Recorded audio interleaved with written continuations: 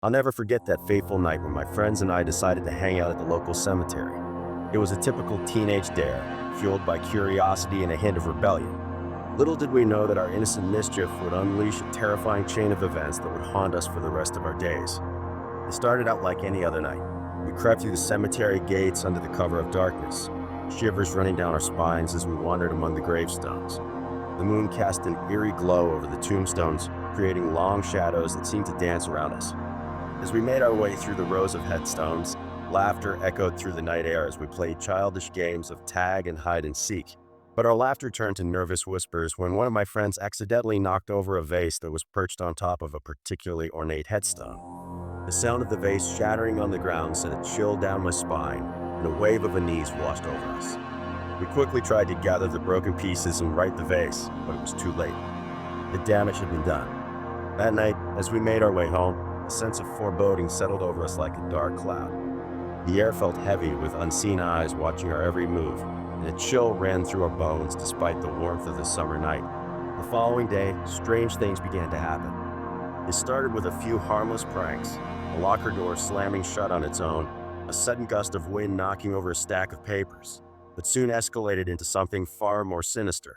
Bugs. Everywhere we went, bugs seemed to swarm around us.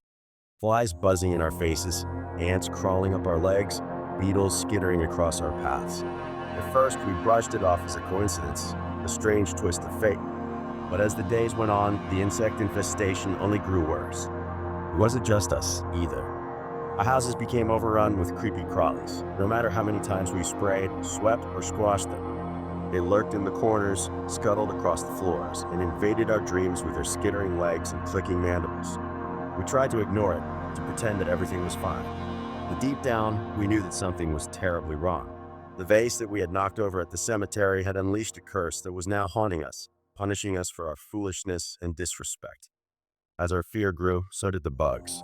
They seemed to be everywhere, crawling out of the walls, swarming in the air, and wriggling under our skin. We scratched and clawed at ourselves, trying to rid ourselves of their insidious presence, but they clung to us like a dark omen. Desperate for answers, we returned to the cemetery, hoping to find a way to lift the curse that was plaguing us. But as we wandered among the graves, a cold wind whispered through the trees, carrying with it the faint echoes of a voice long since silenced. We knew then that we were not alone. The spirits of the dead watched us with baleful eyes, their anger and sorrow manifesting in the form of the bugs that now infested our lives. We had disturbed their final resting place, and now they sought to make us pay for our trespass. In a last-ditch effort to break the curse, we gathered the broken pieces of the vase and returned it to its rightful place on the headstone. The moment we did, a sense of peace settled over us, and the bugs that had tormented us for so long began to disperse, vanishing into the night. But the memory of that night still haunts me, a reminder of the consequences of our actions and the power of the supernatural forces that lurk beyond the veil of death. And though the bugs may be gone, I can still feel their ghostly touch, a chilling reminder of the night we played with fate and paid the price for our folly.